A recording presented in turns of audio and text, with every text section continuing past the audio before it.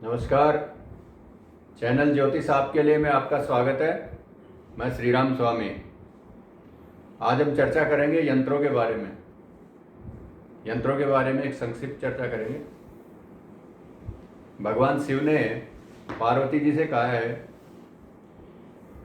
कि यंत्र जो हैं ये देवताओं और अलौकिक शक्तियों के निवास स्थान हैं। जिस प्रकार से दीपक के लिए तेल आवश्यक होता है, उसी तरह से देवताओं की पूजा के लिए यंत्र की आवश्यकता रहती है। यंत्र की पूजा करने से, प्राण प्रतिष्ठित यंत्र की पूजा करने से, अर्चना करने से मनवांछित फल प्राप्त किए जा सकते हैं। यंत्र 14 शक्तियों के अधीन होते हैं, जिनका वर्णन खास तौर से खड्गमाला स्तोत्र में दिया गया है। पहली शक्ति सर्वसंक्षोभिणी, दूसरी शक्ति सर्वविद्रावणी, तीसरी शक्ति सर्वाकर्षणी, चौथी शक्ति सर्वा आह्लादकारिणी, पांचवी शक्ति सर्वसम्मोहिनी, छठी शक्ति सर्वस्तंभनकरी, सातवीं शक्ति सर्वजृंभणी, आठवीं शक्ति सर्ववशंकरी, नवीं शक्ति है सर्वरंजनकरी, 10वीं शक्ति है सर्वोन्मादनकरी, 11वीं शक्ति है सर्वार्थ साधिनी, 12वीं शक्ति है सर्वसंपत्करी, 13वीं शक्ति है सर्वमंत्रमयी और 14वीं शक्ति है सर्वद्वंद्व क्षयंकरी। इस प्रकार से जितने भी यंत्र हैं, इनमें किसी न किसी एक शक्ति का निवास रहता है और सारे यंत्र इन 14 शक्तियों के अधीन रहते हैं। यंत्र केवल मात्र रेखाओं का और संख्याओं का समायोजन नहीं है। इनके पीछे पूरा यंत्र का विज्ञान है। मनमाने रूप से किसी भी रूप में यंत्र नहीं बनाने चाहिए। सात्विक प्रवृत्ति के आदमी हों, जिनका इष्ट प्रबल हो, वो यंत्र बना सकते हैं। विशुद्ध रूप से इनके पीछे विज्ञान है। अगर कोई गलत रूप से, मनमाने रूप से यंत्रों का प्रयोग करता है या बनाता है तो वो व्यक्ति अभिशप्त हो जाता है। इसलिए यंत्रों के प्रयोग में बहुत ही सावधानी बरतनी चाहिए। यंत्रों का प्रयोग स्वयं के कष्ट निवारण के लिए तो किया ही जाता है, साथ ही अपनी बला को दूसरों पर हस्तांतरित करने के लिए भी किया जाता है। यंत्रों के माध्यम से अपनी बला को किसी दूसरे के यहाँ स्थानांतरित कर सकते हैं। इसलिए यंत्रों के मामले में बहुत ही सावधानी रखनी चाहिए।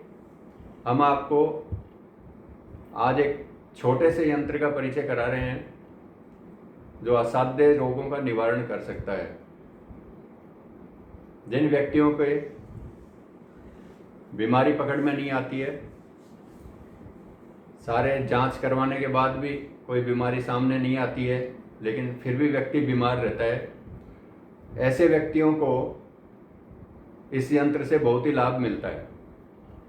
यंत्रों के बारे में आपको एक बात और बता दें, इसमें जो संख्याएं लिखी जाती हैं वो 1 से लेकर के और 36 तक,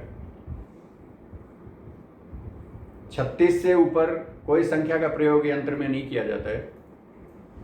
1 से लेकर 36 तक रहती हैं। इसमें शून्य का प्रयोग भी किया जाता है। 0, 1 और 9 की जो संख्या होती है वो यंत्रों में महत्वपूर्ण होती है। हम आपको रोग निवारण यंत्र का परिचय करवा रहे हैं। सामने आप बोर्ड पे देख रहे हैं 4 आड़ी रेखाएं और 4 सीधी रेखाएं खींच करके 9 कोष्ठक बना लें।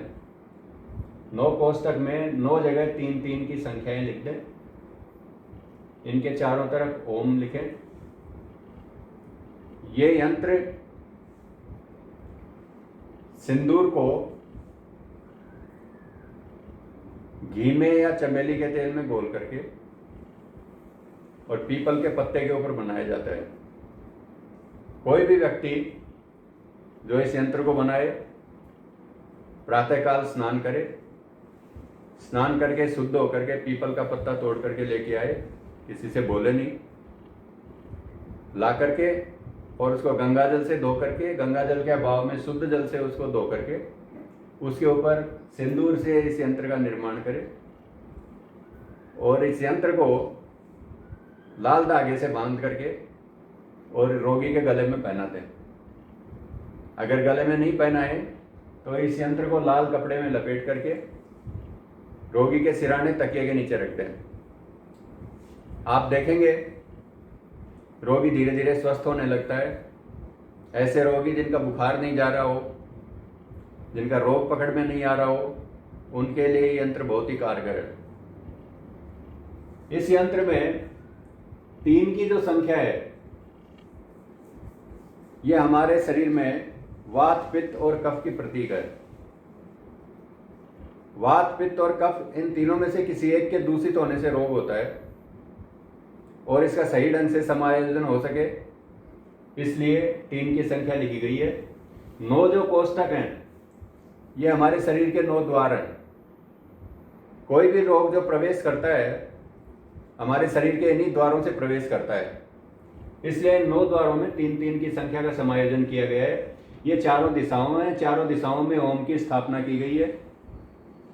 ओम त्रिदेवों के प्रतीक है, ब्रह्मांड की शक्ति के प्रतीक है, इसलिए इनकी स्थापना की गई है। यंत्रों के बारे में सभी लोग जानते हैं कि श्री यंत्र है, ये यंत्रराज है, इसको महायंत्र भी बोलते हैं।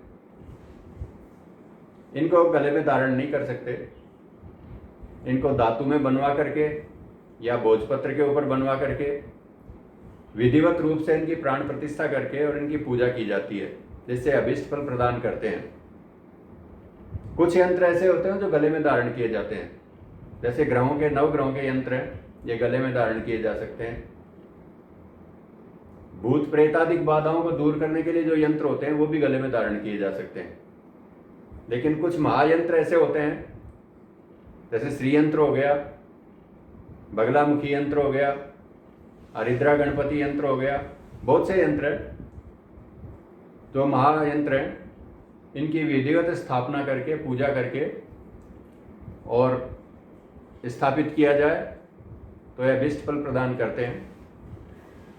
यंत्र या तो धातु के ऊपर बनवाएं, तांबा, सोना या चांदी, लेकिन अनुभव ये बताता है कि भोजपत्र के ऊपर जो बनाया हुआ यंत्र है वो बहुत लाभ देता है। भोजपत्र में यह शक्ति होती है कि ब्रह्मांड की जो कॉस्मिक एनर्जी होती है वो अपनी तरफ सबसे ज़्यादा आकर्षित करता है। इसलिए भोजपत्र के ऊपर यंत्र बना करके और वो धारण करें, उसकी पूजा करें। आज के लिए इतना ही। अगले सप्ताह फिर एक नए विषय के साथ में, तब तक के लिए आज्ञा दें। जय मां पीताम्बरा।